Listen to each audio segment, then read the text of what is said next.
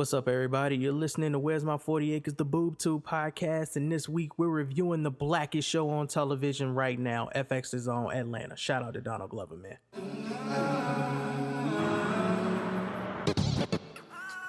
I mean, how would you know you were alive unless you knew you would die?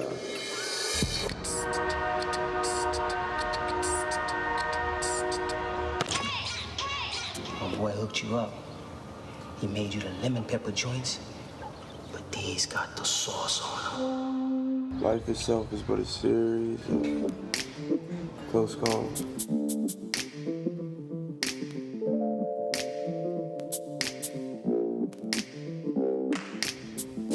Let's go, yo. You just heard 30 minutes of Atlanta talk, but let's go ahead and jump into episode 7, B.A.N.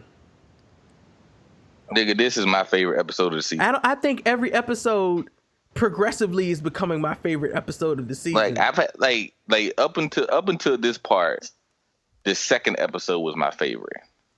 I just liked all the nuance and when he was sitting in the jail and all the conversations, all that shit that was going on. Mm-hmm. But this junk, as soon as it started, and I was sitting here watching the commercial because I watched it on demand, right? So it showed a little commercial, and then it went in, and I saw like a Dodge commercial. I was like, and I saw the nigga in the commercial. I was like, is this nigga this real? A real Dodge commercial. And I was like, okay. Then it came with like Dodge. I was like, all right. Then it was like another commercial came on. I was like, oh, this ain't a real commercial. No, I knew that Dodge commercial wasn't real because I watched car commercials are probably the best shot commercials on television next to like CoverGirl ad commercials. The amount of technical skill that goes into shooting what's happening in those commercials to make women look beautiful or to make cars look fucking awesome. That takes a lot of talent, like a lot of creative talent. And I'm looking at this Dodge commercial and I'm going, they didn't do no slow motion with the people. They don't have no baby in the back. Like, this is not a real commercial. This nigga made this commercial up. And then it went to what was it? Black American Network. Black American Network. Nigga, that shit. I've seen that same type of shit on VH1 Soul, on Centric, on TV1. Them little silhouettes just dancing. Yeah. Like, you know what's funny though? Because I use "ban" as a hashtag and it means bitch ass nigga. So when I saw it, I was like, oh Lord, I can't use the hashtag no more for bitch ass nigga. I got to use it for Black American Network or American Network. But even to that point, the first commercial was the Charger commercial. And you could tell they were just like Black people love Chargers, man. That's one thing.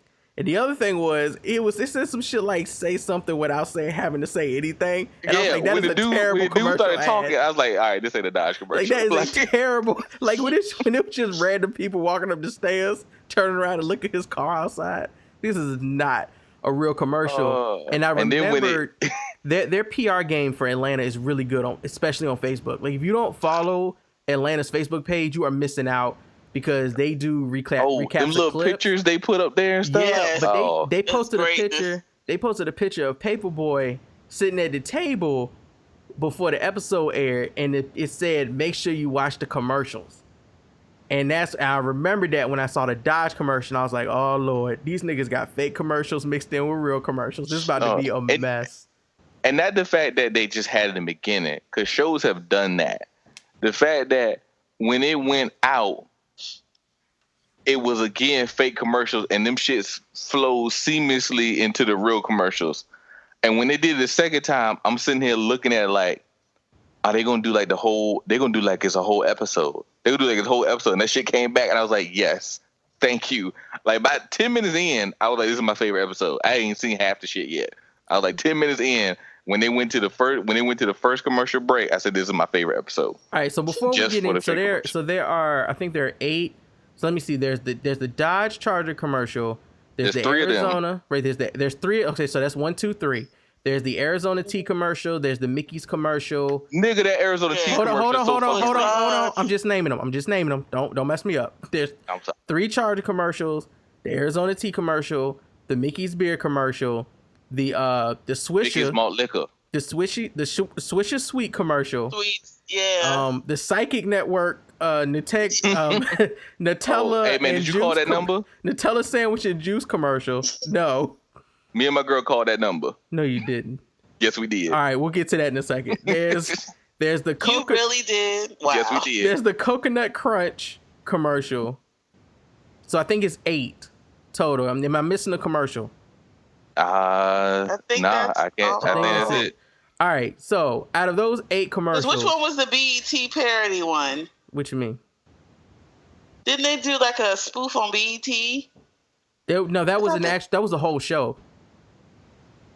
Yeah, they did like the little intro part, the little segue parts. That's what the people dancing. Yeah. Oh, that was the intro to the show, like TV1 or like Centric, like Twan said it. That was the whole episode was supposed to be like a BET channel show. Like the whole thing. So those 8 commercials, which one was y'all's favorite? Of the 8? The Arizona T one was real. Transracial identity. That's not a commercial. That was an interview. No, that's the Colorado one. Wasn't that the Colorado one? No, that was all of that was a real BET like news segment episode.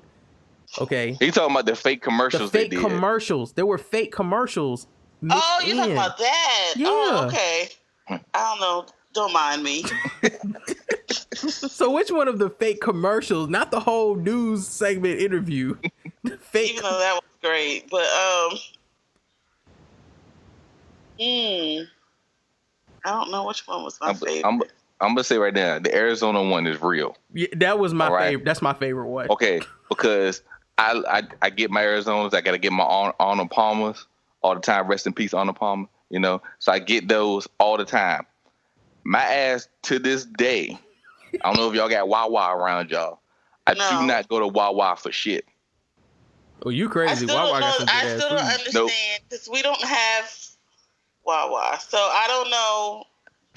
Like people just say it's like the greatest thing ever. It's not. I mean, it ain't. It's not the. I mean, Royal Farms is also dope if you find the right Royal Farms. Yeah, Royal Farms is also like a gas station type thing, but we don't know that. I don't know that. Yeah, that fried either. chicken is fucking amazing if you find the right one. Wawa's has like good food, so you can get good food from Wawa's. There's subs and sandwiches, you can make them yourself. That shit is crazy, and their coffee is good.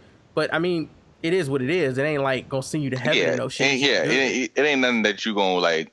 Like, man, I'm going to Wawa today. I mean, there are people who are like that. There are people who legit get excited because. I know there's some people who like they was like when they going to work, they're gonna stop at Wawa, get a coffee, get a sandwich or something, and they'll pass about 7-Elevens to get to that Wawa because they want that Wawa coffee. I mean, that's just a real thing. But don't y'all can get like sushi from Wawa? Like I see people be talking about like I don't know about that. Like weird stuff. I'd be like, I would never trust to get that from the gas station. Hey, they may, but I'm gonna just say right now. My ass don't go to Wawa for nothing because I walked my ass into Wawa to get me a damn Arizona and the bitch was $1.50. I walked my ass back out. That shit was so real. I only go to Wawa for gas. Look, if I can't swipe that shit, my ass don't. I can't go in there. I ain't going in. The gas is the only thing I get from Wawa. CVS here. I went I ran in CVS around the corner. It's like 24-hour one. And the Arizona tea was not 99 cents. Like it was probably about. And they make sure they changed it now because they make sure they don't have the cans that actually say 99 cents on them no more. I picked up a can the other day that said 99 cents. They don't have those things. No, I picked up a can the other day that said 99 cents on it, and I actually paid 99 cents for that bitch at 7-Eleven. No, I still pay. And what I'm saying is like Wawa, when you go in there. The cans they used to have, they say 99 cents. They got a limited amount of flavors because some of the flavors just say 99 cents on them. And they moved them bitches out the way. The Wawa cans. So your ass will pay $1. Look, I'm gonna tell you right now. This is how many I drink Arizona.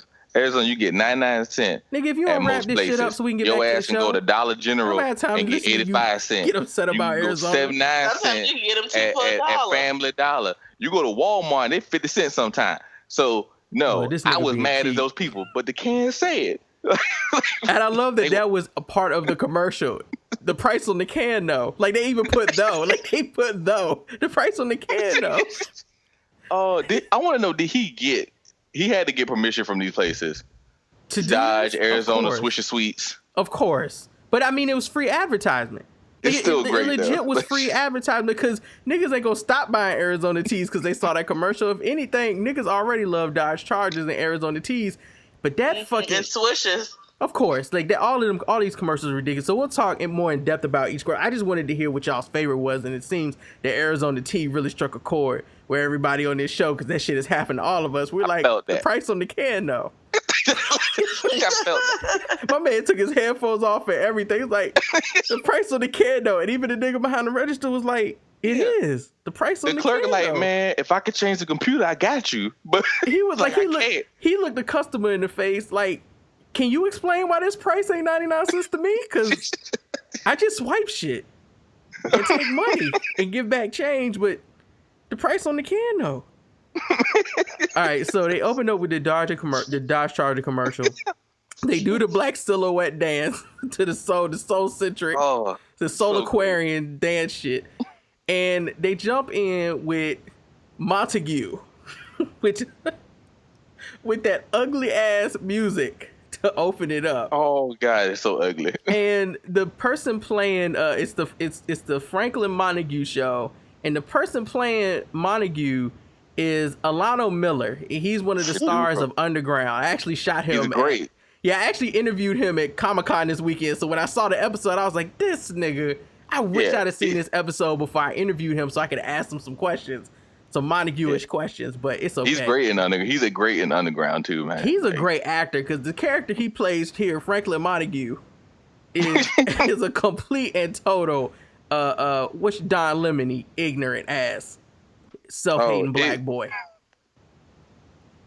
I love this shit. Like it opens up and he making them all drink out of coffee cups that say Montague on them. Which is it's serious because the news it's just a table and a black background. Oh yeah, nothing else. Some Roland Martin shit. We're gonna have some serious talk. That's some PBS level type of stuff that they can do right there. Now, forever until they mess his character up, Paperboy will be my favorite character on this show because he does not know how to respond in context. That nigga's eyes are amazing. Just the way he looks at things. Yeah, he gives great side eyes. He is Paperboy every time, all day. It don't matter where you put him at. When they put him on the fundraising basketball court, he's being Paperboy. When they put him in the fucking to speak at one of the things in the earlier episodes, he was Paperboy. The only time he didn't actually sound like Paperboy, he sounded more like a litigator, was the prison episode. That was the only time he kind of stepped out of character to school earn about the processes and whatnot. You get to this episode, Montague welcomes them to being on the show, and Paperboy, while the woman's name was Deborah Holt, Dr. Deborah Holt, I like to interview I like to bring the attention to Dr. Deborah Holt and rapper Paperboy. She goes, hello, thank you for having me. This nigga goes, sup. Yeah. Sup. So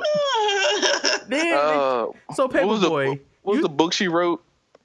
It was like Transition. Man, that was a book she wrote. It was a very weird book title. Like it was let me see if I can play this introduction because I actually have the episode. The head of the Center of Trans-American Issues, Dr. Deborah Holt, and recording artist Paperboy. Good evening to you both. Good evening, Montague. Let's start at the beginning. Paperboy, last Tuesday, you engaged in a Twitter rant that had some pretty inflammatory statements. But the one statement that seems to have made the biggest impact was this one, and I quote, y'all the N-words who said I was weird for not wanting to F-word Caitlyn Jenner. Would you want to explain that statement? No. That nigga said N-word and F-word. He asked him would he like to explain the statement, and this nigga said no. No. And they picked up a cup of coffee. Did you hear that breath out that he did? Yeah. When he first started talking? He's like, you had a Twitter rant. Like, he was already done. He was already finished. He's like, nope. Like how he did with, what was that guy? The one that he was riding in the car with the... Oh, Zan? Like how he kept looking at Zan, like really? So, I mean, I love this opening because this conversation is just funny. They're picking on him for basically saying that he finds Caitlyn Jenner weird and he would not want to fuck Caitlyn Jenner. And he didn't even call her weird. He said, y'all the ones that said I'm weird because I don't want to fuck her. I mean, but he did later on say it was weird. He said I should be able to call some shit weird. Like if it's weird, and she was like it, and he was like, hold up, I ain't mean to call him it. Him. He said I didn't even say it like that. But she did that a couple. So Dr. Deborah Holt did that a couple of times to him, which is definitely a Twitterish or a person out to drag you conversation, where they're gonna try to twist everything you say in a negative way. But she opened up the conversation wrong.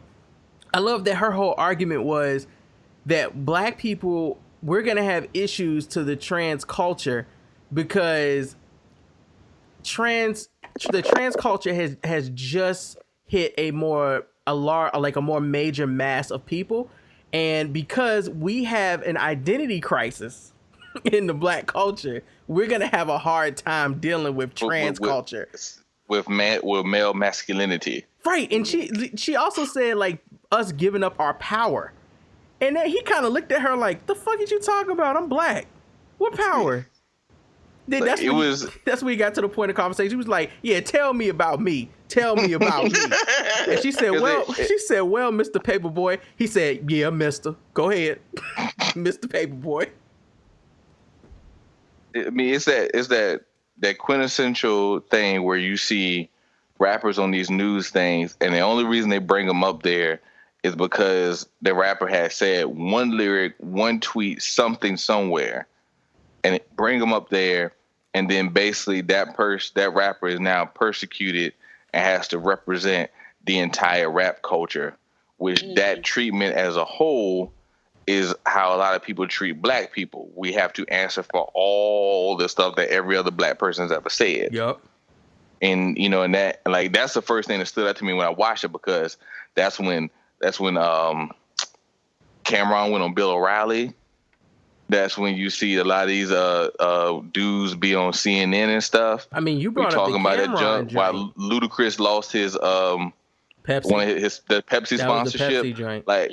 Like all of that stuff is, well, you said this one thing, so explain it. And it's not a thing where we're looking to have a conversation. It's like, no, you're going to be our whipping boy. Which while we sit here and talk to you.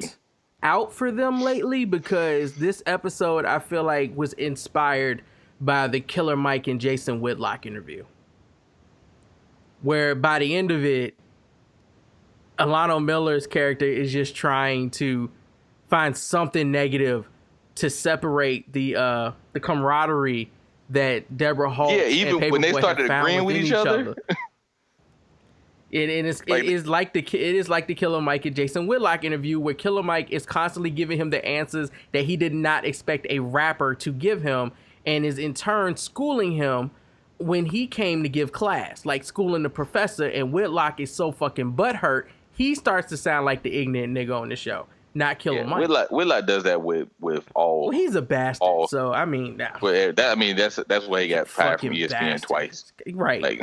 Like he does that with all his stuff. And then some of the stuff she was saying when she talked about black male masculinity and all that stuff, some of the stuff was saying was true. Very. But with the whole thing, it didn't ring true because it was being applied to Paperboy when it didn't fit. Mm-hmm. So again, they were trying to apply true statements for other aspects of the community to Paperboy, and it didn't fit with him or what they were actually bringing him up there to talk about. Well, she tried to hit him. He was that representation of all black men. She tried to hit him with some old you kind of trapped in the closet lingo at one point, because she brings out one of his lyrics which was something like, I fuck with my homeboys, I fuck with my mans for life, and he was like, that's not what I meant. And because before they even started, she said, I love this part. She said they're very pro-sexual. I pulled up some of your lyrics, and they're very pro-sexual spectrum. And Paperboy says, pro-sexual what? In the background while she's still explaining. She brings out the lyrics, says it, and he's like, you know what I meant. And she's like, well, no, there's a layer of fluidity here. And a sexual layer of fluidity here. Ain't no layers of that shit. That ain't what I meant. When I was watching that, right, I'm watching it with my girl. The first thing my girl says when she says that, like, that's what white people do because they don't know the culture. Like, they don't know that when he said I fucks with, That's like, fucks is a noun, verb. It doesn't mean sex. But to her, not knowing anything about rap, not knowing anything about the culture, she hears the word fuck, she's thinking sex. So like, oh, that's some veiled thing about sex. I kind of feel like again, she had nothing. In that regard, she knew nothing about it. I feel like in that regard, your girl is giving Deborah Haltz too much credit for being ignorant.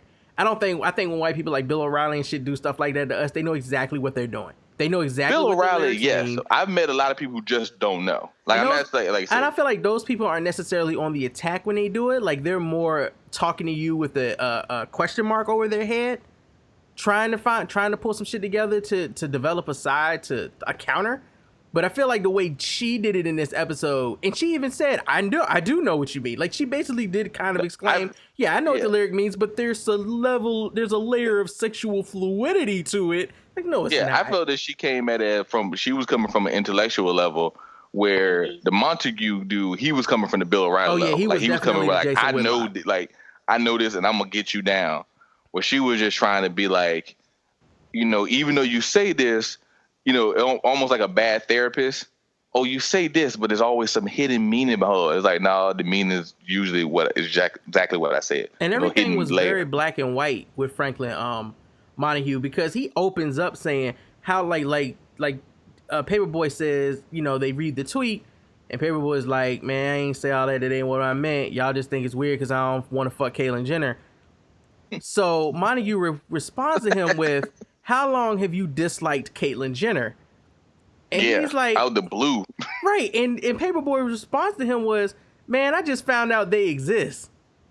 in response to trans people. Like, he's like, I just found out they exist, man. I ain't even know that was a thing. Like, I don't understand. So then the whole sexual lyric shit happens with Deborah Haltz, and Paperboy's trying to explain himself. Like, man, can you let me talk? Y'all trying to bait me into a corner. Can you let me talk? And of course, Alano Miller's character doesn't let him talk. They cut the commercial before he can explain his side of things, which leaves the white audience watching, going, that Paperboy. And that's what they're meant to do. Don Lemon does that same fuck shit. So they cut to the Arizona tea commercial, which we've already talked about, so we don't even need to go back there. Now, this Mickey's commercial, I see this commercial a lot, and only when I watch shit like Being Mary Jane on BET. I never see these commercials outside of a black platform, where they have like the women and the dude and the black man and the black woman meeting to a jazzy tune in some type of nightclub, yada yada yada, and he's trying to get to her. Like, that whole Stalker commercial shit is kind of weird, where they see each other from across the room, and then the dude does everything to try to get to her just to give her a drink. It's like, girl, you got to have this drink. And he starts doing like a marathon run through the club to get her to drink. But I love that they added First of all, they pour Mickey's into wine flutes glasses. Nigga, no. So they do this, and then he starts running to the beat, and he got to hurdle over something. He had to do the smooth spin. They always have a smooth spin. The nigga had to get away from a magician. Bro, this nigga was doing somebody card started tricks. Doing magic in front of him. This nigga was doing sleight of hand card tricks. He did a quick shoulder jam with the old dude. Just a bunch of unnecessary shit just to get this woman a Mickey's. That drag. I'm like, you need to meet me halfway, girl. Like that. You see me struggling. She really did just stand back there looking pretty. Like I love targeted advertising like that though, because I remember, like, I didn't think about it until I started getting older. Cause like, I grew up watching Nickelodeon shit, and every commercial was like a toy commercial. It was a toy, like a mountain bike. And then I got a little, but by the time I was in high school, I was like, man, I don't be seeing toy commercials no more, man. What, these kids don't be having toys?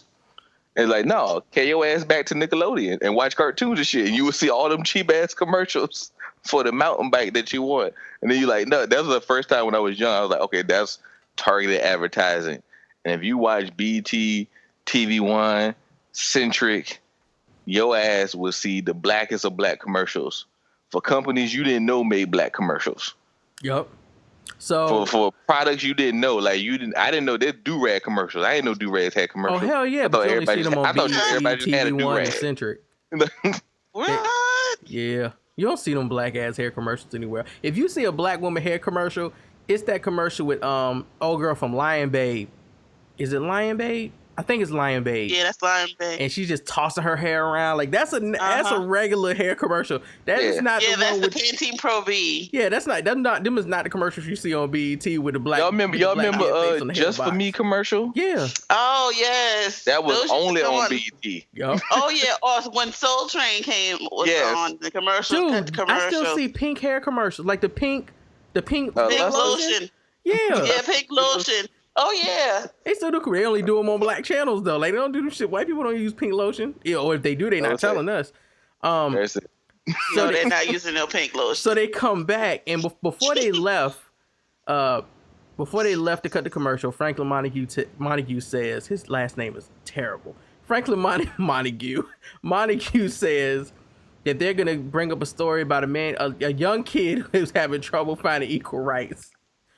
And they come back and they cut to correspondent Nathan Wilder, who is that nigga just staring. He just staring. He just standing in a park and looking up at the sky, just staring. like he just like 2 seconds too long.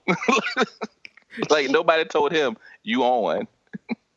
I love this whole this is one of those side interview stories that they do, and I love this shit because it is perfect. So they got my man, and here's the clip. Let's go. I'm a systems engineer for Coca-Cola. Oh, okay. That boy don't work. He go to school and that's it. One day he said, I'm always stealing your shine. I said, who's that? He said, me. Do you believe? Listen, while this interview is going on with his mother, he is in the background on the phone acting like he can't hear her. Telling all his business. Everything. She's sitting right there in her pajamas. Look, he's a white man. I mean, he isn't. Shit, I'd love to wake up one day and say, hey, everybody, I'm Rihanna. But I ain't. It's been pretty hard. My family just doesn't get it. You know, I try to get them to go out with me, go on walks, go to the farmer's market, chat with people, but... He says the farmer's market. He says some of the whitest shit in this episode. I try to get him to go out with me, go on walks in the park, go to the farmer's market. They do that shit in there on purpose, just like that. Sometimes when I'm in the mirror, I practice for post-surgery. And hey, what IPAs you got on tap? I fucking cried when he asked that question in the mirror, yo. I was done. Cause you don't realize how white IPAs. Yeah, you don't realize how white of a question that is until you think about the times you go to the bar and you hear somebody ask that shit. What IPAs you got on tap? It's always some big ass white dude asking that question at the bar. What IPAs you got on tap? And he couldn't be more black, dog, wearing this fucking buttoned up cream colored shirt with some jeans tucked in. And where are they walking? When they do interviews like this, do they pick an area to walk around? Because what neighborhood are these niggas walking through doing this interview? I have no idea. When I kind of looked at it, looked like off of Metropolitan, which is the hood of the hoods, but I'm not 100% sure. It makes sense that the dude will be in the hood. Yo, Brandon, check the chat. Because I put in basically the thing the dude did. Because like I said, his name is like Now Stewart. He goes by Nows and Nows on YouTube, and he does a bunch of sketches that are hilarious. I think this is the transracial one he did like a year ago. Like I love this whole interview, but I think one of my favorite parts by far, Lord, this motherfucker a white paint in his face. I think he just put like powder on his face. Like one of my favorite parts is the opening to the interview where they introduce him as they introduce him as Harris. And they say that his name is Harris Booth, which is the whitest rich man name of all time. It really is.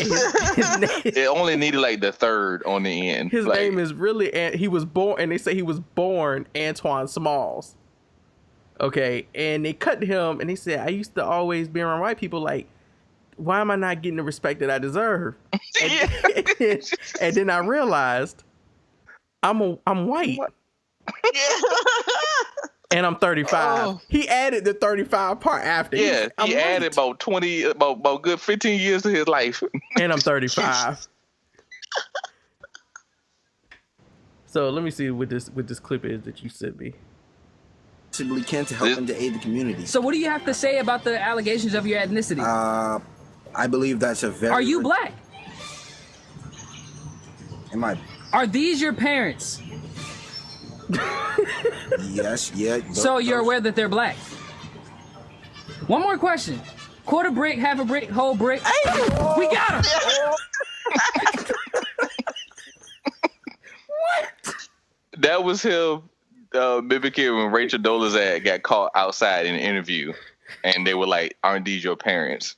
No, he's sitting there in white face. The Juice Man.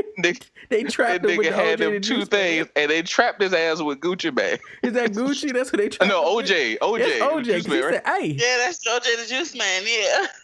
Like quarter brick, half a brick. He said, hey. They're like, got him. The doctor, even the doctor doing the surgery, because they had to interview his plastic surgeon or his trans surgeon. Transracial surgery. Transracial surgeon. And he says, oh yeah, it's completely 100% possible. He's going to look weird as hell though. Yeah. And that fuck, man. I think what did it for me was there was the part where he said, he's just tired of black people giving him the head nod, like how we do it. Yeah. Like we us. But the part that got me was when it was coming out the grocery store, he said this part. And in the next scene is two cops talking to a black business owner. Son. And he just walks up to them. Out of nowhere. And they do it like one of those shots where they acting like the camera crew for the news team is not still there, but clearly they are. And he says, that's him, officer. That's the guy. I don't recognize him. He's not even from around here.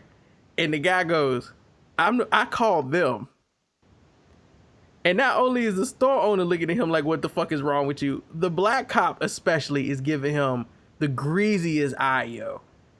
Yeah. He walks by them with his hands on his hip, and he never breaks like his eye contact with them. As he walks away, he just kind of walks by them like, I'm still watching you, nigga. What the fuck was up with the head nod shit? When they asked him, is there any advice you want to give to any other black kids out there who may be going through what you're going through? He says, yeah, man, just be who you feel like you are, be what you want to be, and pull your damn pants up. No, he said, stop dressing weird. Is that what he said? I thought he said, he said, stop dressing weird. He said, you can do whatever you want to do. Stop dressing weird. And then they just sit there and nod heads at each other for like 50 seconds of silence. Oh, it's great. It's like that awkward pause where the segment is over, but you're still filming, but nobody that wants to say, okay, segment over. Like you ain't got no director there saying cut us nothing. Yeah. So neither one of y'all know what to say. So they just look at each other like, yeah. Following that, that's supposed to be the end of the correspondence interview. So they jump into another commercial, and this is the Swisher Sweets commercial, where old boy is like, "When I'm not, I'm so and so prominent actor, yada yada, and when I'm not on set, I pull out a Swisher Sweets made by America's best family-owned tobacco fields." And of course, they show some niggas working in the tobacco field. You know, ain't owned by no black people. And then they show him slicing the blunt open and dumping out the fucking tobacco, which he just praised as some of the best tobacco ever. So nobody smokes Swisher Sweets. No. Nobody smokes them out the pack. Like, really. He pulls the shit out of the pack, dumps it, and they don't want to show him packing it later. But of course, he's going to pack it with weed. But what they do is show other people packing it, and they show all flavors of weed head. They show some regular weed heads. They show some over-the-top weed heads. They show a drug dealer who's actually like rolling blunts to sell, and got his wife working with him. He got like a 5-pound thing on the table of just weed that they rolling. And all of this is supposed to be in the Swisher Sweet commercial. It was so great. Like watching that shit reminded me of college when y'all used to Chief Blacks and shit. Mm-hmm. That's what it reminded me of. Oh well, this just reminded me of my birthday weekend, but she said this reminded me about a week ago. That's a typical thing. So I was like, yeah, that's fine. About a week ago. So slice it up, dump the content. I'm gonna put like this because I don't smoke, right? until that nigga cut, I didn't know. Look, when I saw Swisher Sweets, I didn't know they were actually cigars. I was waiting to see if he was gonna cut it over. Were just papers. Yeah, I was definitely waiting to see if he was gonna slice it down the middle. That's the only thing I know him as. Like, so I thought they were just papers. When he pulled out the Swishers, I was like, oh, this is about to be a blunt commercial. And I was like, let me see if he's gonna cut it. But I was like, let's see if he sliced this shit down the middle. And when he sliced it and then used the knife to scoop everything out in one smooth scoop, I was like, yeah, he do this regularly. They got to look, because look, if you're gonna do that on a black show, you got to do it right. Yeah. So, you know what I mean? You got to bring somebody up there that does that, because everybody, you're going to get hit on Twitter and all the boys later. They cut back to the Montague interview, and let's get that popping. That is not the Montague interview. That is a regular. No, wasn't there one more commercial? Not after the Swisher one. The next two commercials come later. So you get the Charger, you get the second Charger commercial. You get the second Charger commercial. The second Charger commercial comes in, and then you get another silhouette of black African folk dancing. Cut back. So like to the last Montague. One had 3 commercials. The last one had, yes, because you get the last Charger commercial, which is ridiculous, and you also get the cartoon commercial at the end, the very end, before they do the closeout segment. And you get the psychic network dude, the Nutella guy, is before the segment where they bring the trans dude. They bring in Harrison Booth. Or Harrison Booth to talk, and he got that funky ass wig on. Which was like a dead palm tree. So I don't know why this is taking so long. Like, they're running all these ads. But anyway, Montague comes back, and they continue to try to go after Paperboy. Oh, we also forgot to mention that Paperboy says the only reason I'm doing this shit is because I'm trying to get paid. Same reason I'm doing this interview. And then Franklin is like, you're not getting paid for this. And he legit, while on camera, looks out into the audience to find Like, what the fuck? He does not care that he is on live television, yo. Paperboy is gonna be Paperboy regardless, but they bring it back and they're still having this conversation, trying to get him to explain what he means or what he meant by this tweet and why he has an issue with trans people. So let me see if it's back. Is it back now? Okay, I think it's back. Unless they give me more commercials. I think we're good. Like, yo, why you talk like that? Like a travesty, I'm sure. Like, what? You're whining about chickens coming home to roost. No. Rap is chickens coming home to roost. Look, my life is messed up from y'all did, okay? That's black news. You can look that up. Well, your news is problematic. Bitch, that ain't my fault. Whoa. No, I won't have you on my show calling anyone bitches. All right, simmer down. You can't even have an intelligent dialogue without spewing profanities. Okay. It's ludicrous. Okay. Paperboy. Isn't a lack of a father the reason you hate trans people? Lack of a father? Man, you hear yourself? Shut up. Man, here's the thing. Man, he just keeps throwing out black stereotypes as the reason that Paperboy has a disinterest with trans people. But I love the reaction of Alano Miller in this scene. He calls him a nigga. He said, "Nigga, shut up." And Alano Miller, like, he acts like the nigga hit him in the face. And it smelled like Dookie. He was like, let me fix my tie. He just hit me with a nigga. That shit. He had like 3 different things. Lack of a father, nigga. What you talk? Nigga, shut up. Like, he had 3 different responses he was about to say, and then he just go, you know what? Shut the fuck up. Just shut up. So as he starts to explain the conversation, because she tries to make him like he's a white male. In her conversation about the way trans people are being treated. And he's saying, no, I'm a black person that gets treated like a black person, and you need to stop acting like I have some type of power and that I don't have anything to worry about. Like, his whole argument is basically like, I don't care what Caitlyn Jenner is doing because that shit don't have nothing to do with what I'm going through.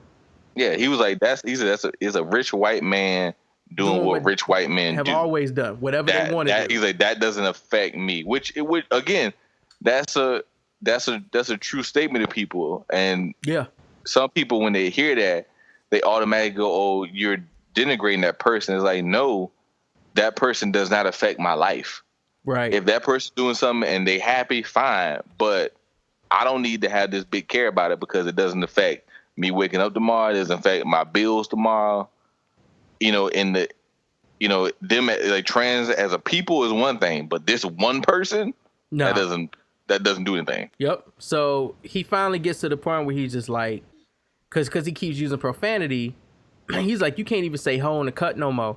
And she's like, oh, that's what she tries to make fun of him. Oh, you're just mad because chickens finally come home to roost. And his whole argument is that rap is chickens coming home to roost, because that's the way we're now faulting y'all, like showing y'all, coming back at y'all and having a voice. Where y'all try to take our voice away from us for so many years and wouldn't give us that outlet. Rap is that outlet. Chickens coming home to roost is hip hop.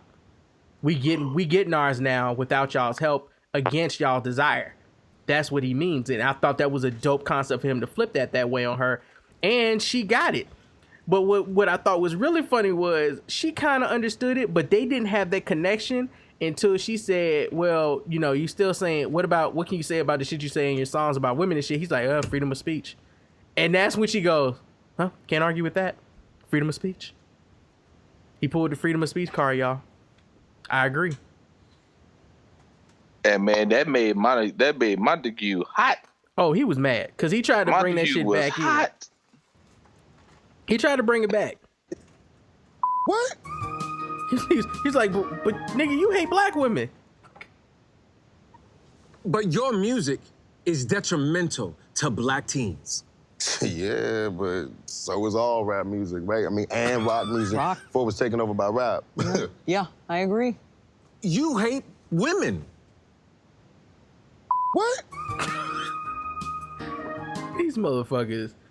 So they cut out, and he's just basically throwing out black stereotypes now, all things that you see argued about on Twitter. They cut to the next commercial, and this is the 126033 Quest phone number line. Get the answers you deserve. Which I called. Okay, so what happened when you called this number? I wanted some answers, sir. Can you still call this number now? Huh? Can you still call this number now? I watched it today. You called the number today? Yeah, I called the number today. I watched the episode today. All right, so how do I call this number? Let me call this number. How do I call this number right now? Because look, I was sitting here and Keisha was like, call it. I was like, so should we call it and put it on speakerphone?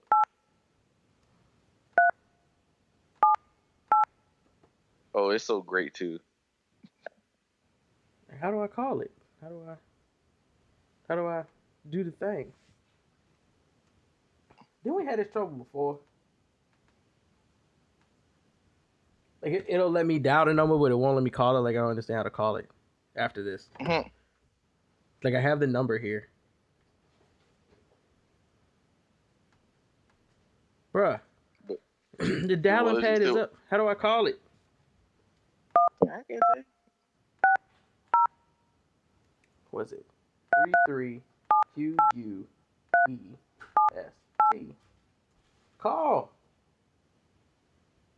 Call. Yeah, that ain't right. Call. It just won't. It said add. Let me see if it added the number. Oh, I'm stupid. Well, no, they stupid. Why you gonna give me the thing to dial, but then don't let me actually dial it? Lord, I need somebody to bring up the pad. What is QUEST, yo? Because I gotta type the number in. I gotta type the number in myself. All right, you ready, man? Yeah, I got the 126033.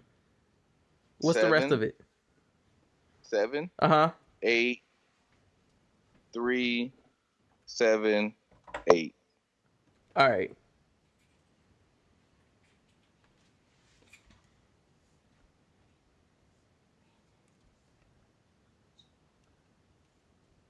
Did you add it to the call? I'm trying to. It's not working.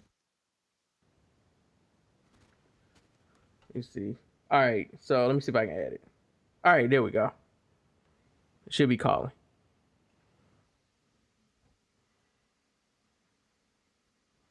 I don't hear nothing. Oh. Salutations. You joking, right? And welcome to Freeing Your Mind. I'm unavailable right now due to a brief incarceration. Please type in your number and remember the Brotherhood contact you shortly. Wow. Are you serious? Are you serious? Aquarium noise in the background, in the middle of the Brotherhood. This is the Where's My 40 Acres podcast, and we called this number because Donald Glover put this shit in the television show Atlanta, and we felt like doing it. Oh, like I said, that's just really right there, because you know somebody, like I said, I wasn't even worried about it. My girlfriend's name was like, if you don't see the 555, it's 555 is just a fake number. If you don't see 555, give it a chance. Cause my man said the universe. Do you want to be as smart as a baby dolphin? My man had paternity tests run through the sky like he could predict paternity tests. Then he said when he showed up, he gave me some juice and a Nutella sandwich. Yeah, come down to the center. What? Get your free juice and Nutella sandwich. The Nutella sandwich. Just bringing that weird dude from watching the first episode and be like, who the fuck is this mystical nigga? Just to bring him back on that commercial, doing some mystical stuff is amazing. Like, it's amazing. Wait, so what dude was this? The same dude that Ern was sitting talking on to the on bus? The bus in the first oh my God. That's why he said eat this sandwich. Sandwich. Yeah. That's why he said eat this sandwich.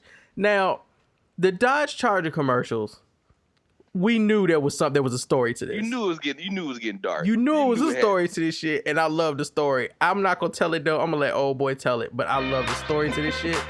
Matter of fact, I don't have time for these commercials. We'll be sitting here for another 3 minutes for commercials. So the story is that homeboy driving the Dodge Charger actually just got a divorce a week ago, and he lost everything in the divorce: his house, his kids, everything. And he didn't say nothing the whole trial. At the end, he stood up and said, "Just leave me the Dodge Charger." And since then, he's been driving around in that Charger all week, waving at people. And they showed this fool getting out of the car with no fucking pants on. No pants, no drawers, nothing. Putting gas in the car. And they just ass out. And they are telling this story like he ain't dick out putting gas in the car. Like homeboy was just standing there listening to the story. Like he couldn't see this man naked. Going, like, it's a nice car though. Mechanics, so they had a service station and they just looking at him like, It's a nice car though. And you had an old black man tell the story. That fool been riding around in that car for the last week, waving at people. And then he screamed when he drove off in the car. I don't know what that was about. He like, oh, in the Mickey's commercial, when he finally got to old girl and gave her glass. If you listen, because there's no sound, like there's no like voice sounds, anything from people talking and shit. There's just the jazz music. When they knock glasses together, you hear the chime. That's the only sound that they make, the actual people make in that commercial, is when they knock the two glasses together and you hear the ching. Just to I love add. the slogan for Mickey. It's like, you drinking it wrong. Bruh. So they come back and they decide that they're going to have a guest. The Harrison Booth is going to join them via Facebook Live. And this fool has on a blonde wig with bangs. And Paperboy just loses it. Franklin introduces him as Antoine Smalls, and he says, "No, my name is Harrison." Oh, my bad, Harrison Booth. And Paperboy loses it.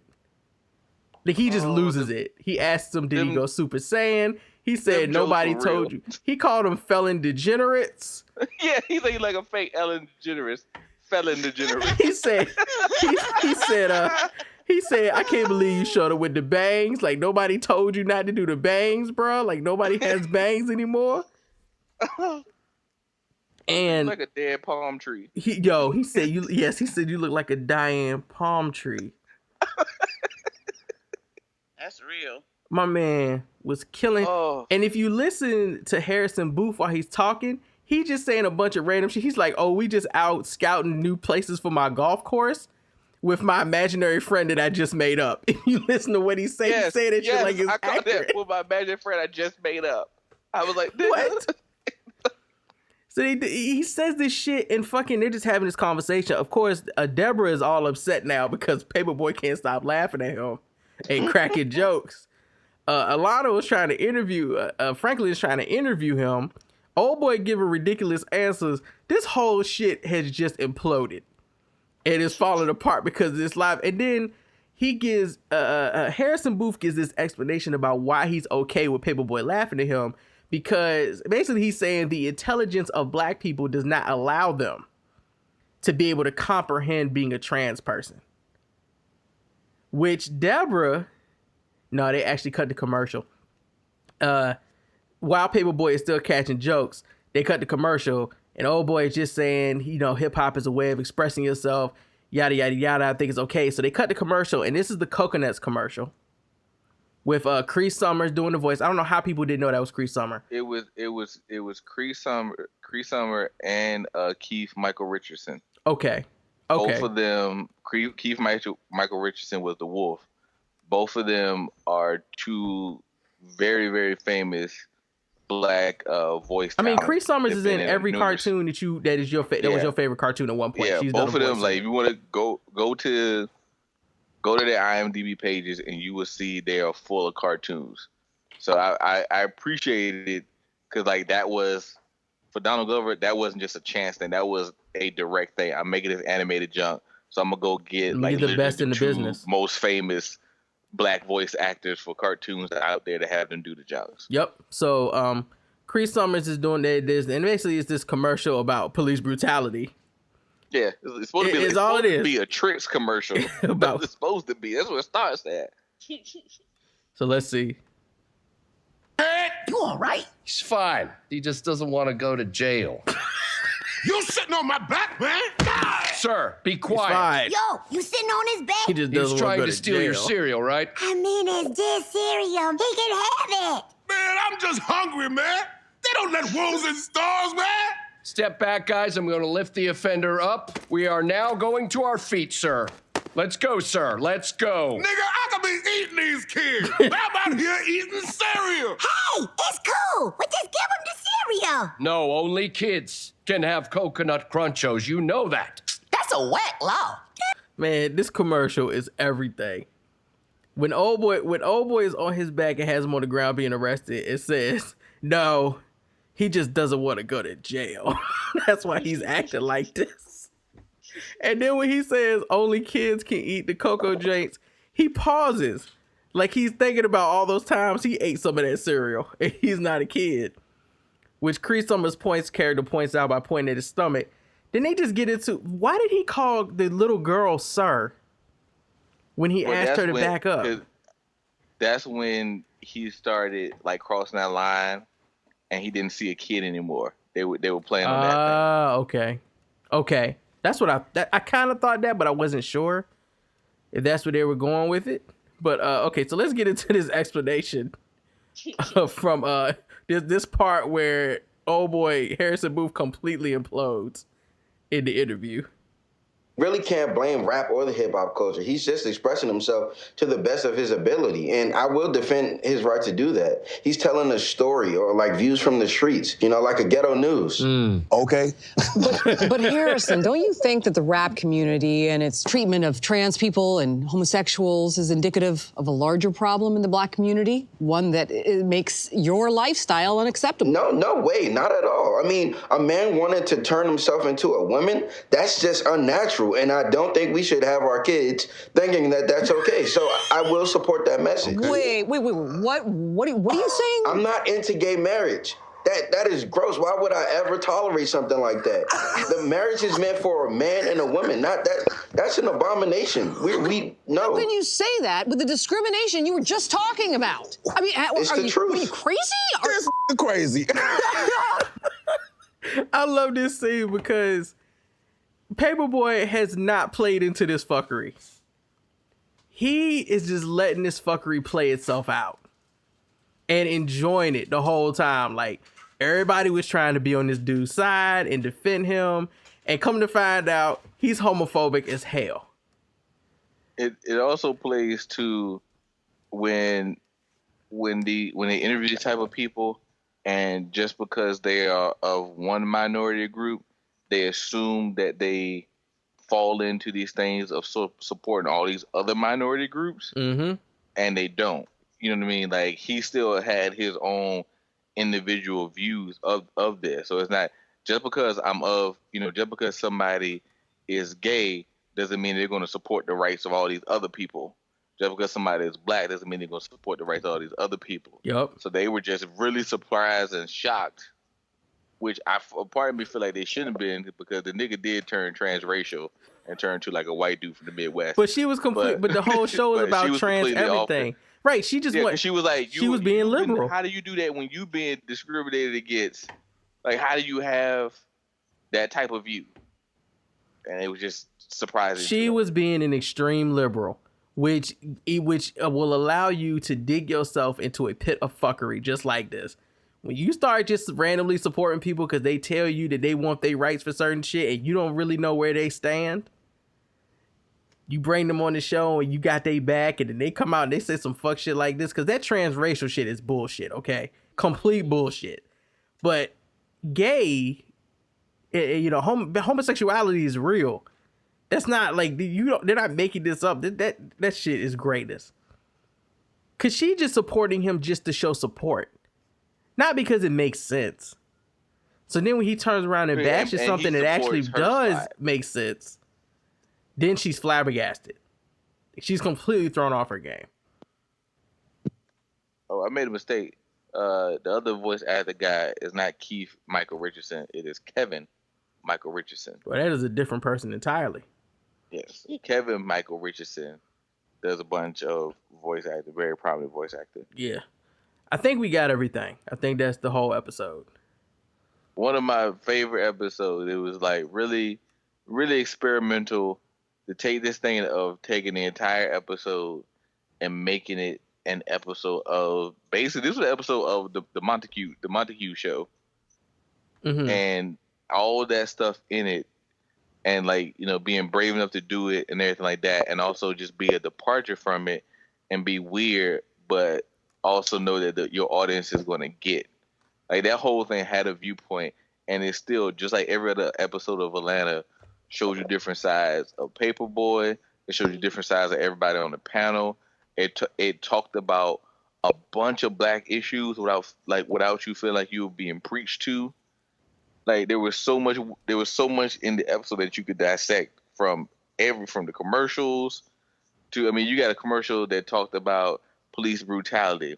You talked about the way that people marketed to black people. You talked about how people treat, how the intellectual side treats hip hop and rappers. You talked about how there are some people in the black community who just want to bring somebody down because they feel like that black person is bringing them down.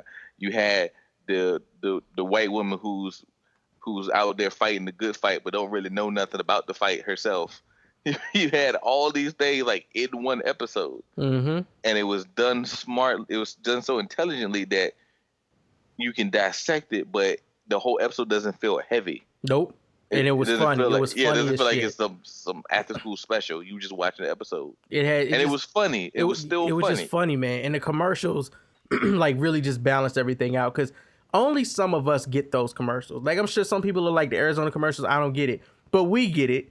We get it when we're paying attention, and we go in there and that shit says 99 cents on the can, and nobody can explain to us why the hell we paying $1.29 for this Arizona. Nigga, I walk back to the thing. I will put it back in the fridge for your ass.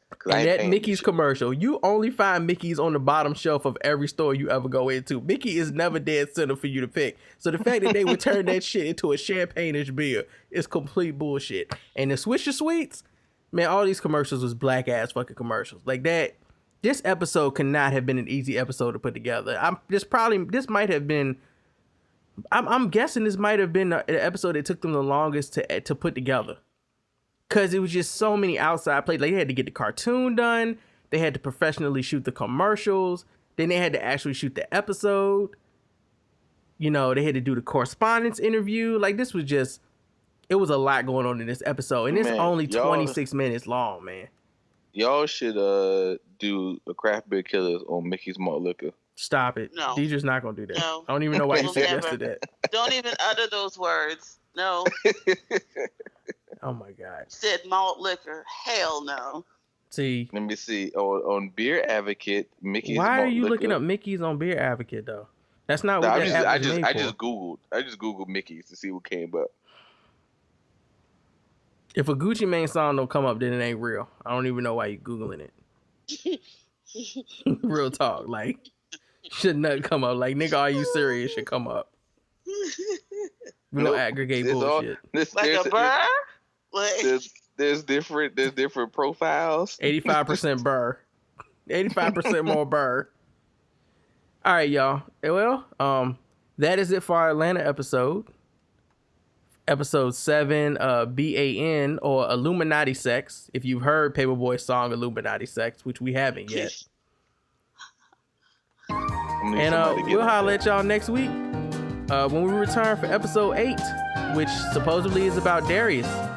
But until then, this is the Where's My 40 Acres podcast. This is the Atlanta Review, the Boob Tube Show.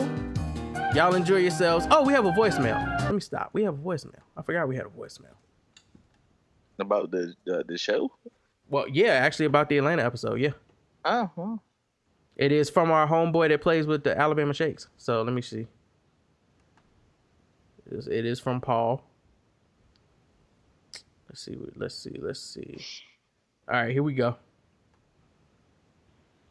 Hey, what's up, y'all? This is No Stress. Loving the recaps y'all are doing for Atlanta. And you're probably going to throw one up tonight, I'm guessing, for that last episode, which was probably the best episode so far. And this show is incredible. The funny thing I'm noticing, and I'm curious if y'all are having these conversations, like when I talk to my white friends about the show, like they like it a lot.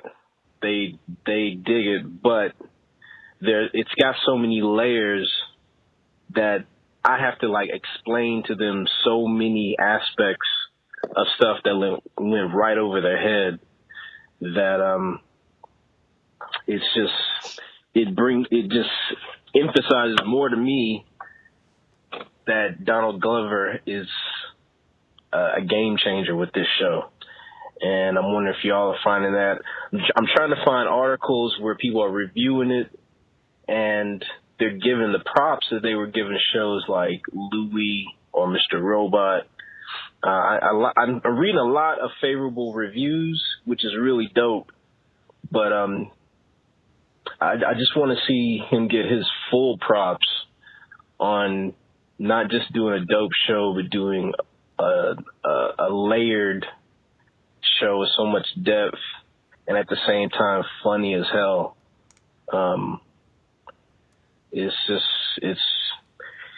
We got Luke Cage, we got Insecure. It's an interesting time. It's an interesting time to be in film and TV. So I just want to say looking forward to the next recap. And I don't know if you read it, but Donald Glover has already talked about next season. He's claiming next season is going to be a classic. So I don't know if they've already storyboarded it and they've written it out. I don't know if they've shot some of next season already, but what are y'all's thoughts on that? Is it possible? Hey, what's up? All right, that sounds like our thing cut us off. We say, is it possible? Thank you. I feel like he was going to say, is it possible for it to get better? Better? Yeah, I kind of feel like something. I mean, it gets, at this point, it gets better every episode. And to comment on what he said about these recaps, the reality of these recaps that you read, these reviews from these popular sites, they're written by white people. That's the problem. Like, that's why I don't read them. I'm not saying that white people can't watch this show and write a review, because most of the positive reviews you're going to read about films like Birth of a Nation or Queen Cataway are going to be coming from white media outlets and white journalists. That's fine.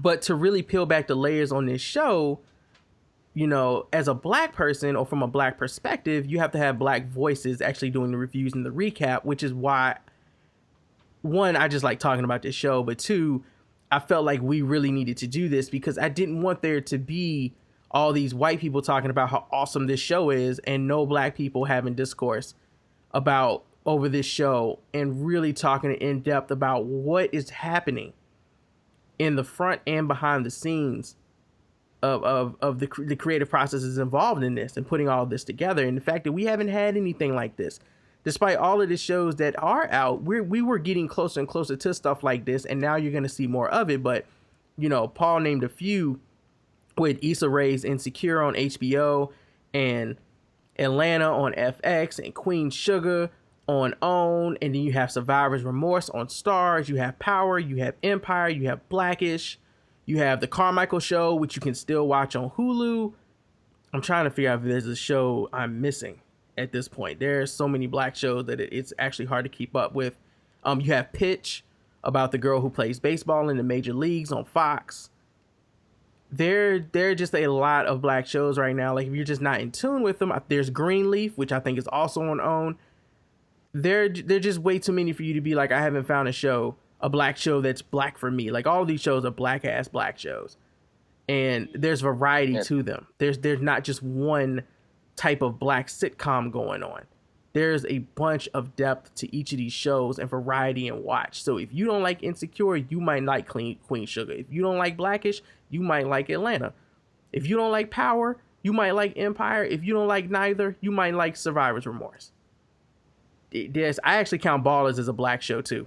So HBO also has Ballers. Yeah, there's a lot to watch. So it is a really good time for blacks in television and film, hopefully soon. Yeah, and the thing is, it's not just black. Oh, and Luke Cage. My bad. Luke Cage is the superhero black show. So that too. We got a superhero black show now, y'all. Yeah. But not just blacks in front of the cameras, black as writers, black as directors. The people who, you know, because I can have a black actor, but it's hard to get those nuances if you don't have, you know, black writers and those black content makers and all that good stuff. So I think with these new shows you're seeing and they're becoming so relatable is because you have black voices writing and directing them. And there's something about that. So you can get those little teeny nuances. Like that Arizona thing, that is so black. Like that is so. I remember being in my 20s and actually seeing a white person have Arizona. Shit surprised me because where I was from, that's the only thing I only saw black people doing it. But little shit like that, like speaks to people because it's like it's somebody making fun of their just daily life of walking around, of the little teeny things, and like that stuff is important. I don't know, Deidre, before we leave, you got anything? I think y'all pretty much summed it up. And no, we will not be doing any reviews on malt liquor. Wow. All right.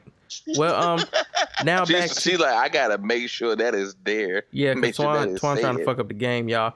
But okay, y'all. We will holler at y'all next week. Atlanta Reviews, Where's My 40acres.com, the Boob 2 podcast. Shout out to Stephen Glover and Donald Glover. They are doing some amazing things. And we will see you guys next week. Peace.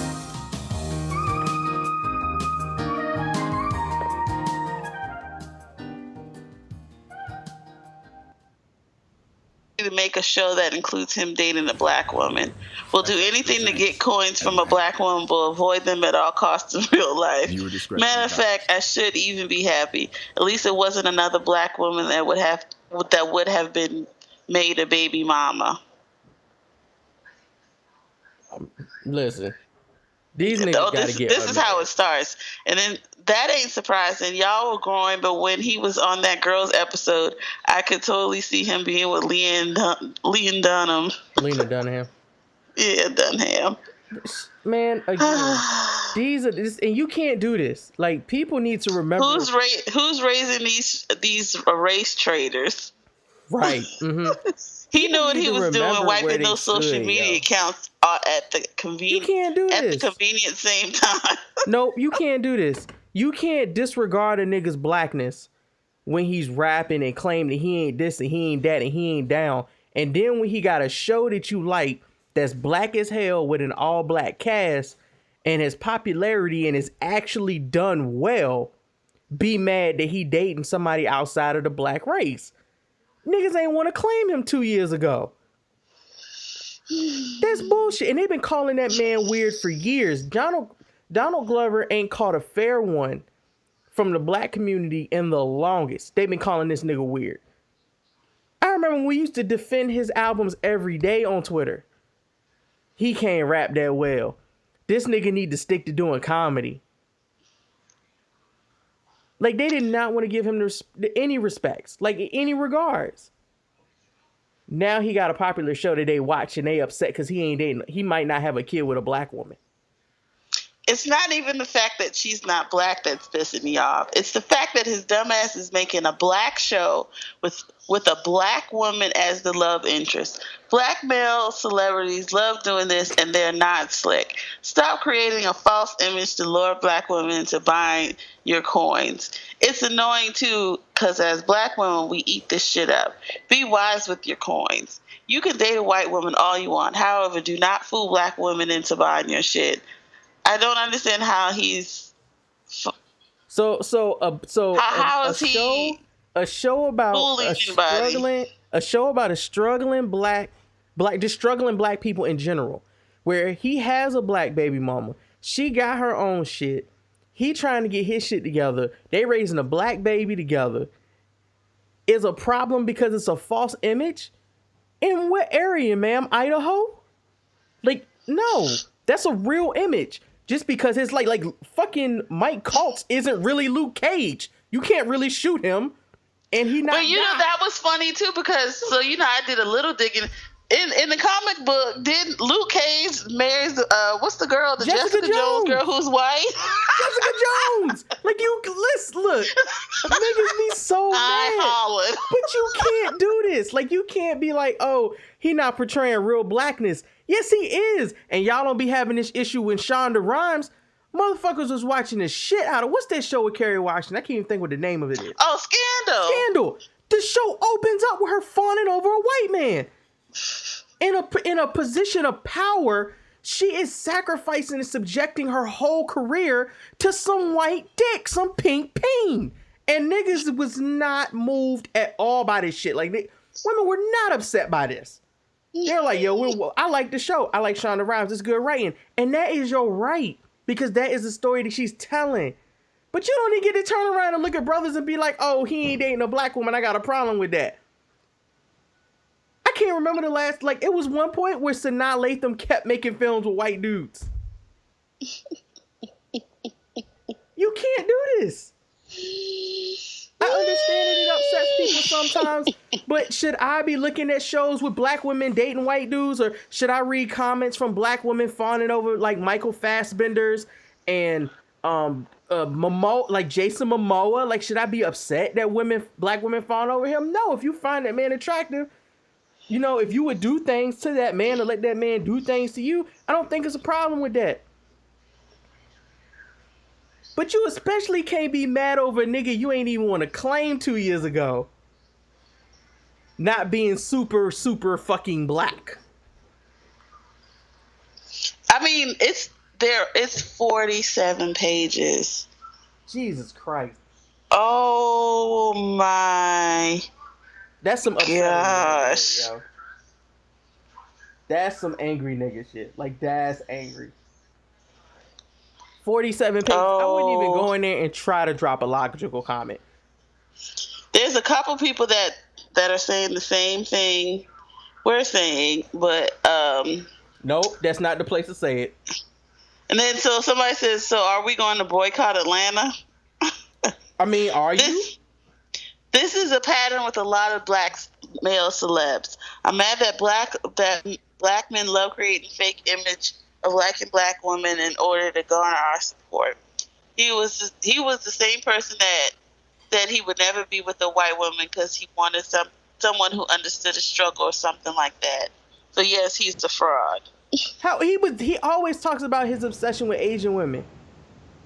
And what did he say? Okay, so they said Asian somebody women said that women? too. I figured she'd be Asian-ish. Like, He well, she likes kind of does. Asian Like, she women. looked kind of mixy. He likes Asian women. Like, he's always said he likes Asian women. Man, don't even get me started. There's Tumblr pages dedicated to black women only dating Asian dudes. Like, come on. You're talking about childish. It's ridiculous. Like, this whole we can't do shit outside of our race because we do art. That's stupid. And when they do this, they always say all black men. They always lump all black men into this category. They forget about the Denzel Washingtons and the Samuel L. Jacksons, like the Will Smiths. They don't ever want to name them. And these are A-list profile, like high A-list profile black actors. Donald Glover is not on that level yet, but they don't want to name them when it comes to naming black men who married black women. Not to mention the white men in Hollywood who married to black women. Matt mentioned the millions of black men that are married to black women just in the country. Right. So I don't understand why you should be able to date dad was married to a black woman. I don't care what your job is. I don't care what your job is. As long as you ain't dating a kid, you should be able to date whoever you want to. I think everybody's dad on this podcast was dating a black woman. Yeah. But dating married to a black woman. Everybody most of my black friends have black parents. They do exist. I'm trying to start this funny episode off like this. And Deidre, I am recording, but I just that irks me so much. Like, leave that man alone. Let that man make this great, amazing, funny ass show, and leave his personal fucking life out of this shit unless he do some fuck shit. If he do some fuck shit, call him on it. Yeah. But if he just dating, he might have a kid with an Asianish chick. Like, I'm tired of people, like, don't limit yourself. You know, love is out there. Like, go search. Go look. Don't limit just a race. Find what you attracted to. You never know. But y'all gonna let some good people go because you can't track their ancestry back to Ghana. You gonna be mad. Lord, it's so many. Oh, and then now they're saying, I guess now they're bringing up the girl. In real life, she's dating a white man. What girl? Man. Oh, Zazie Beats. Mm-hmm. Oh, like, my gosh. You just can't date. Like, there be people in bad relationships that people make excuses for. But don't your ass find love outside your race. Like, and have a healthy ass relationship. People gonna drag you. He's been canceled for years, in my opinion, especially after his rape jokes nonsense. When I saw him marketed in Atlanta at some blackety black show, I was like, nah, he's clearly trying to jump on the wave. Anyone who's paid attention to his career couldn't possibly be surprised by this. I was actually more shocked at him dating, Janae Aiko.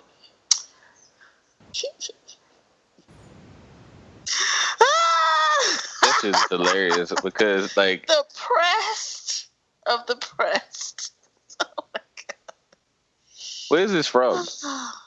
Oh, this is a thread in Lipstick Alley. It is 47 pages. Damn.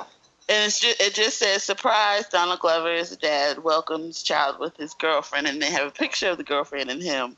Like, I remember somewhere. Yeah. And they're pissed.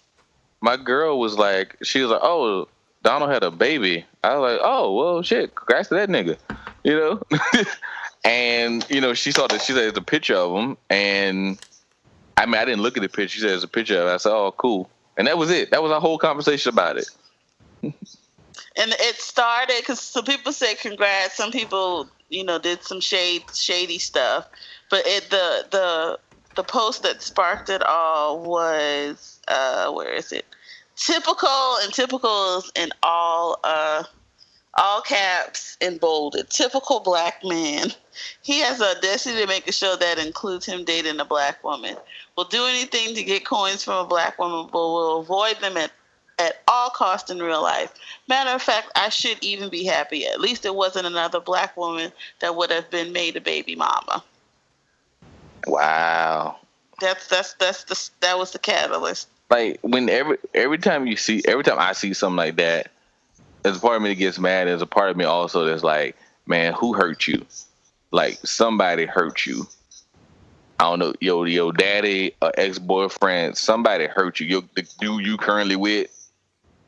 You know what I mean? Because anytime when people see other people's relationships and they're happy and they drag it out and they drag them, or they broke up and they're just very happy about it, it's just like you're unhappy in something in your life. This post could co-sign what you said. Someone said there is a pattern with a lot of black male celebs. I'm mad that black men love creating this fake image of liking black women in order to gain our support. He was the same person, I told this to Brandon early, he was the same person that said he would never be with a white woman because he wanted someone to understand his struggle or something like that. So yes, he's a fraud. And someone replied to this post and said, all men do this. They love to say, oh, I love all women, especially black women. But they always avoid dating us. Men are full of shit. No, you know what? Like Twan just said, there's a bunch of angry women in there. And I feel bad for them that they have to be angry. But instead of being angry online, go out into the world, get away from your keyboard, and go find some love. Because sitting at that keyboard and smashing your keys so that you can't type nothing wholesome after an angry night of sad, tears down your face because you found out he got an Asian baby. Like, no, homie. That's ridiculous. That's ridiculous. And that shit, it's just not fair to limit people. Like you said earlier, Twan, it's not fair to limit people or unbroaden their horizons and finding love. That shit ain't cool. Let that man find. Ain't nobody judging y'all for dating ratchet ass niggas just because you want to. And that's a real fucking thing. It's women who really go out here and just date ratchet niggas. Just like it's niggas out here who really go out and date ratchet women. Like, that's their opinion. That's what they attracted to. That's what's up. Ain't nobody lecturing y'all and telling y'all to do better for yourselves and find love outside of an alley. That's fine. But if that's what you want to do, that's what you want to do. What you don't get to do is tell people who they can and can't love because you upset and because you lonely and because you fucking angry at the world. And let people know we this article just happened to be talking with black women being angry. But the same thing, they got black dudes being mad and be getting all at women. It be the same dudes that be sitting there shooting up schools, or shooting up places because the girl that's they supposed to get won't talk to them and shit like that. Yep. Somebody hurt your ass, and now you angry when you see somebody else do well. I tell you this, you know what? Y'all keep limiting yourselves to only dating black men and having issues with the black men that you keep running into. Maybe that's a sign that you do need to broaden your spectrum. Maybe that's a sign that you might need to try dating an Asian guy or an Indian guy or an African dude or, I don't know, man, some other culture in this world full of 6 billion fucking people. Why the hell are you limiting yourself to 13% of the fucking population, yo? Why are you doing that? It makes absolutely no sense. You're not conserving anything. You're not saving blackness by doing that. If anything, blackness has already been spread throughout all cultures. We can't keep nothing of our own. So we might as well control the spread of it at this point. Plus, at the same time, maybe find a little love. I don't know. But I think what you should look at is when we work with people, we like, look, I have people like list your values. Like, list what values are important to you, right? And people will list those values, and then we say you need to find those same values in a mate, because if your mate doesn't share your same values, y'all ain't gonna click. I don't care if y'all the blackest of black, y'all both of y'all feel like y'all woke as shit. It don't matter because y'all don't share the same values. And if you keep fucking with the same people and the same situation keeps happening, you need to look at because there's something about you. There's something about you that's drawing you to that person. Maybe you need to take a break. Maybe you need to go out there and find yourself a little bit. Now there's fuck niggas out there, and it's just fuck boy men in every goddamn race of all colors, shades, complexions, but creed, like religion, find spirituality, you somebody. Don't look at a dude and he got all the values you like and all the values you feel, and then be like, well, nah, he white though, or nah, he Asian.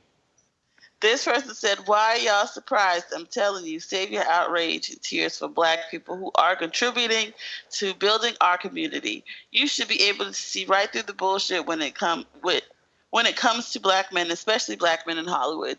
When they speak of their preferences, in quotes, that doesn't include black women. And then she puts in parentheses, they make allowances for lighter skinned black women, but will take the black woman's coin to fund Becky Sue's next vacation to Maui. Ain't nobody taking no fucking money from y'all. Ain't nobody, and this is what kills me. A lot of these motherfuckers ain't even paying for the cable. They watching this shit on or are watching this shit on somewhere like Mr. World Premiere or Daily Dose or some bullshit. Like, go ahead, man. People always act like they being robbed of they fucking money and they blackness by somebody making a black show. You know what I didn't see? Motherfuckers going in on Regina Wesley for the opening of Queen Sugar. I damn sure ain't see that shit. And she opened in all her pure black beautiness, waking up in the bed beside a married white man. And I ain't see nobody lose their mind over that shit. No, I didn't even know that happened. And I know Queen the first Sugar? episode of Queen. No, I'm just saying.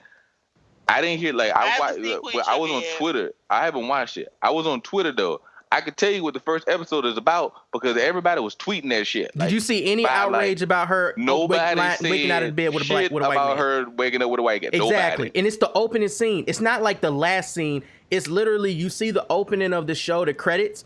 Then you see her waking up in all her black beauty with one of the blackest fucking soul sister songs playing of all time, and it's a white man in her bed, and they just loving each other. They loving all up on each other. And only thing I heard and nobody had a problem with it. It opened like a movie. Everybody's like, man, this junk look like a movie. The cinematography. Oh shit, the music was great. Like everybody was breaking down everything. And I'm not saying people should have a problem with it. I'm saying that you shouldn't have a problem with it. Like, love is fucking love. Let people love whoever they love. We have a mixed race couple on this show. Let love find love and leave people alone and let them love, man. That shit is ridiculous. Like, if you sad, be sad by yourself. I feel bad for the women out there who having a hard time finding a man, and I feel bad for the brothers out there who having a hard time finding a woman. But don't limit yourself to a very tight-knit spectrum and be mad when you keep running into the same fuck shit. Again, have your values. It's the one thing we said in our group of friends that we got, a close group of friends. We're like, man, we never had a problem where we have, like, I have a girl, or like when Brandon started dating his girl, when Mike started dating his girl, that we all got together and we didn't click, and we were mad at each other. You know, he's watching like TV shows, and the dude bring the girlfriend, and none of the friends like that girl and shit like that. We never had that happen, and I was thinking like, why? Because all of us are friends because we share the same values. And then the people we got with share those values also. So when we all come together, ain't nothing but love. Listen, you know what I mean? Like, have been shit is easy. Well, as the single person out of this conversation, I mean, I just think it's funny because, I mean, I still agree with everybody. At the end of the day, you know, love has no color. You love who you love. You can't, you know, if that's what you're destined to be with, that is who you're destined to be with. But, you know, to have this fake outrage over this man that you didn't even know previously or knew like brief things about him, and like you have this wonderful show and now you want to boycott it over the fact of in real life, you know, he's decided, not because the show bad. Right, not because the show bad, just because you are mad that the person that you not checking, you know, you wasn't even like remotely sexually attractive to, probably not even watching the show. You're mad that he is happy with a non-black. That's the other thing that gets me. Women get mad at dudes for dating people they want to date that they wouldn't give 1 minute of their day of time to. Like, you wouldn't show that motherfucker no attention on the street. Matter of fact, again, 2 years ago, motherfuckers thought he was the goofiest nigga in Hollywood. We were trying to tell people he was talented as fuck, and motherfuckers swore up and down we were exaggerating this man's talent. Like, I was straight up saying... It's the beard. I'm telling you, like that changed Childish completely. Right, and that's amazing. And he's always talked about being the dude that was black, but everybody, you know, he was a little bit more accepted. He was in that fringe. He was a little bit more accepted in the white world than he was in the black world because he didn't have all those same things. He called himself a black nerd all the time, and then all his comedy and his characters on shows played into that. You know, even his character Earn plays into that a little bit, being a smart dude who went to Princeton and shit like that. You know, so he always played with that, and he says that he puts that in his stuff because that's the life he lived. But he also grew up in Stone Mountain. He grew up from that area. So when he's talking about Atlanta and all that shit, it comes off authentic because A, he's from there. B, he's smart as shit. And when he's doing this, you got a show right now that has minorities in the writing room, in the director's chair, and they got every piece of it. All the actors on it are black. We're talking about what, good 89% black, bro. He's showing the life, not in a way of granted. He's just showing it. He said, "This is the life. This is the good. This is the bad." He's not, you know, Paperboy is not no character who just is one. He has one note, like he's a one note gangster. He has all this nuance to him. Every character has nuance to him, and it reminds you of people you know because the people you know have nuance to them. You know, you got Paperboy who like seemed like he's gonna be this dude, this rapper dude that's trying to make it big off the light because this stuff he got to do, and then when he finds out that there's some little kid out there acting like him, shooting somebody, he like the first thing he think of is like, nah, little nigga, like, nah, don't do that. Like, you know, he don't like that. I don't want that to be me. You know, so you got all these characters that any other place when they do them, they just do them one note. They just do them. They give them all this type of stereotypical behavior and don't look at the nuance. So you got somebody who's giving out characters that you feel that you like, and then you find out about something about his personal life. Not that he shot nobody, not that he killed nobody, not that he up there beating children, that this dude got married, like this dude had a child. And now you want to boycott? He growing his life. Like, and the other thing that he's doing is like, you can, like, he's, like you said, he has this nerdy background, which a person like myself, I relate to. I got along with niggas, but at the same time, I also didn't fit in with other groups of niggas because I did not have the same values that they did. I didn't understand the logic behind their crew. I just didn't get that, and I didn't click with them. So I understand exactly where he's coming from, where sometimes you just don't fit in. Like, sometimes you just don't fucking fit in. But what I love about this show is the fact that not only does he have everything that you said he has as far as the mechanics of this show to help it come together, keeping it super fucking black, he gives people... He's doing what people like Judd Apatow and Louis C.K. did. He's giving people that he knows that are looking for a leg up opportunities to shine on this show. And they're not in small parts. The dude that plays Harrison Booth, aka Antoine Smalls, in episode 7, I think his name is Retrospectro, and he's on Twitter. Like, these are people that get to see themselves on a popular television show, and they get to celebrate the fact that somebody in the industry who looks like them gave them an opportunity, and now they might blow up from it. And it's not like he's gonna lose anything from it. Now Stewart, he goes by a lot of his stuff on YouTube and stuff is he goes by Nowsy Nows, and he actually, like, that whole racial skit was his skit he did on YouTube, because I remember looking at it a couple years ago. Me and my girl, when we watched the episode, we laughed because we recognized it. He had his whole, like, you go on YouTube now, he had his face like painted, like he put like powder on his face so it made it white, and he basically did that whole what was the goddamn woman name? Rachel Dolezal, when she got caught when they caught her outside the place and they were like, "Ain't these your parents?" and she looked all stupid. He did that whole thing. So like, that was somebody, like you said, somebody who's doing content, who's doing a little bit of stuff on Vine and on YouTube, and then somebody like Donald Glover who has a place is looking back and being like, "Yo, that shit's dope. I like that. Here, I'm gonna bring you on national TV." And that's what we want. Like, that's what we need. Like, I understand that there are shows where people are gonna go for B-list or C-list black actors who have been struggling in the industry for years, and that's where you have your Blackishes and your Queen Sugars. They're gonna reach out to more known or favored Black actors who don't get the opportunity. And there's nothing wrong with that. No, it's absolutely nothing wrong with it. But I love the fact that we also have a show where Donald Glover clearly has he has taste for a particular type of new age comedy, like social media-ish comedy.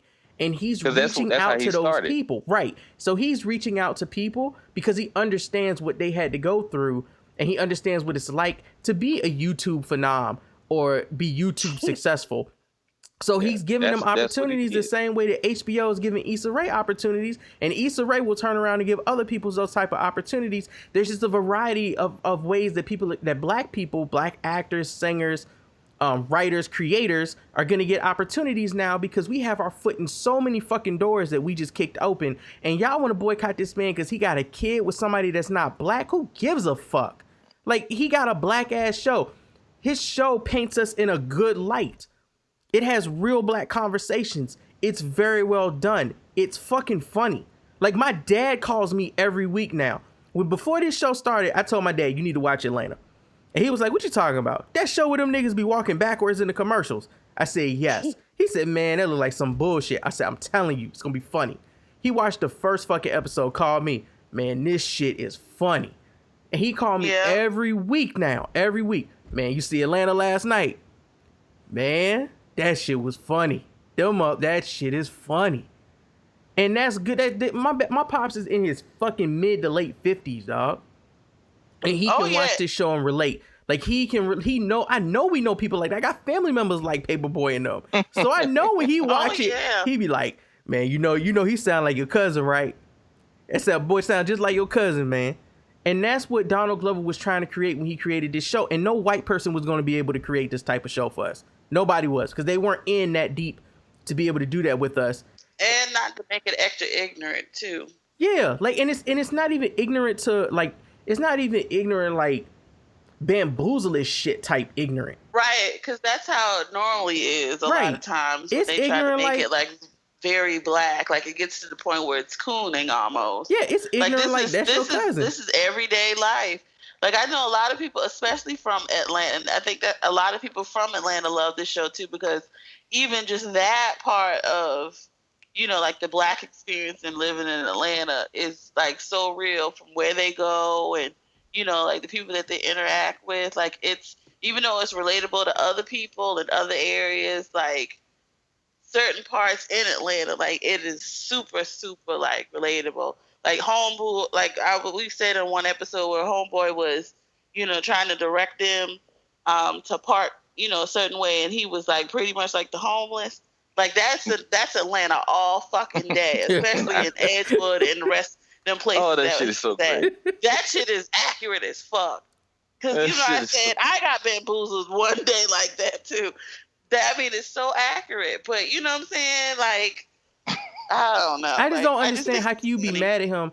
How can you be mad at him when he literally brought in a woman writer for last week's episode? And that was absolutely relatable. We have never seen a show do that with Black women. Like, just not like that. We've seen those characters, like you said, Deidre, like cooned out or like hyperboles of themselves, completely exaggerated caricatures. We've never seen something where I'm like, yo, you used to go to college with girls who did this, who had conversations like this. And he brought in a woman writer to do it. She had depth to her. Like, when you first looked at her, you thought, okay, she's just this gold digging person. But then in her talking to Van, you see that it's not just that. There's more than that. And some of it wasn't even just said. It was just the way they looked at each other. Yep. And I remember, looking over at my girl, and she just relates. Like, she loves the portrayal of Black women on the show.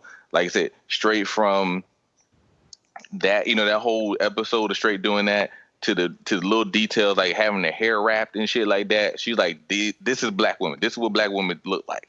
Yep. This is what we do. And it's kind of the same thing. If anybody go back and go and watch Issa Rae's new junk, that first episode is just like that. It's that same type of thing. You have these two women who you would think are opposites, but have so much more in common than you think. They might look at stuff from two different perspectives, but that's how people are supposed to be.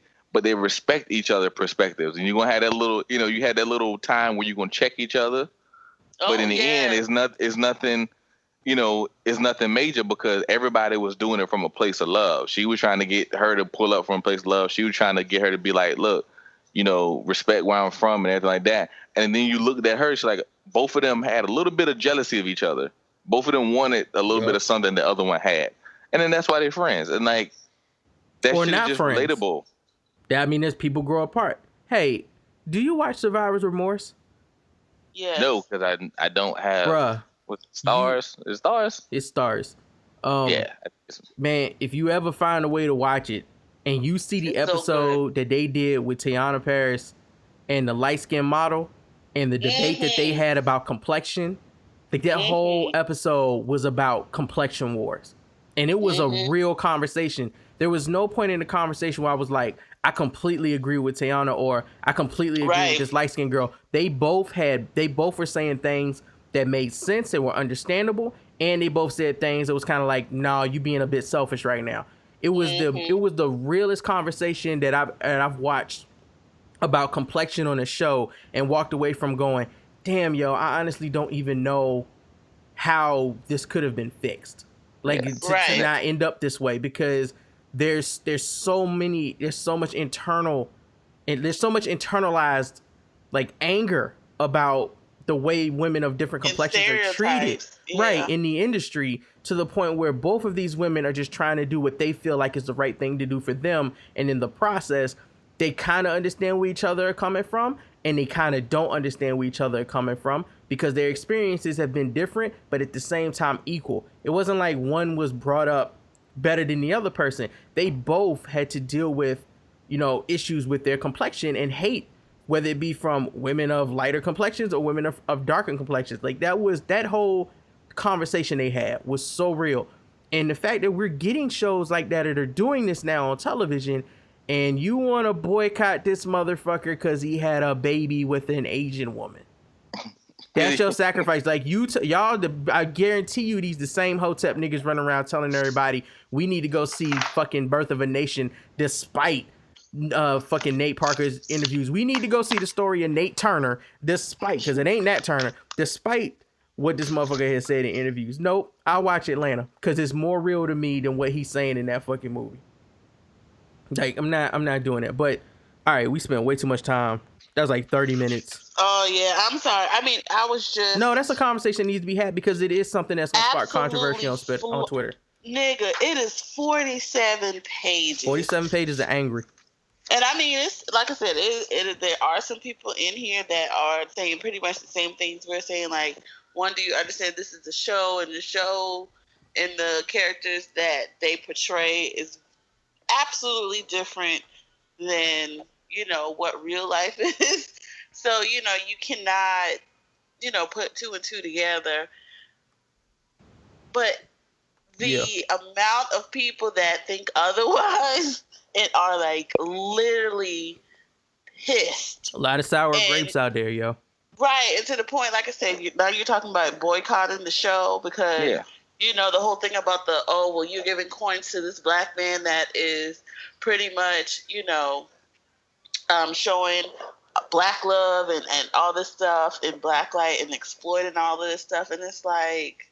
Yeah, he would be exploiting it if he was making fun of black love. But if he's just showing it in a real way, you need to be happy that that's getting shown in a real way that you can relate to. And if you're going to hate, then stop watching, because you weren't really that interested in the first place. These same niggas go to church and know they preacher don't practice what he fucking preach, and they upset at a black man for putting a good show on television. I ain't got the time.